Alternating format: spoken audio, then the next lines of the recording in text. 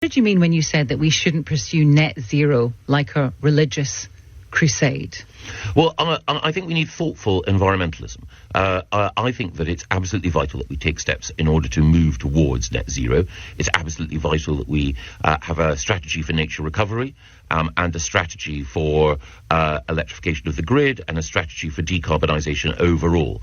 But there are some, the Just Stop Oil group, for example, who, instead of engaging in a thoughtful debate about how we get to net zero and how we enhance nature, see the world in Manichaean terms, and they denounce any notion of, for example, using oil and gas as part of our transition, and I think that is a mistake. I think it's a mistake for two reasons. One, we win the environmental debate by sticking to the science, not by creating this sort of religious divide between the saved and the damned, the good and the bad. Well, and the second thing is, we also will need our own domestic oil and gas as part of the transition. But you, the Tory government, Conservative government, seem to be backing away from it under the protection of it's too expensive, where we know that polling done very recently for YouGov says that the current government are not doing enough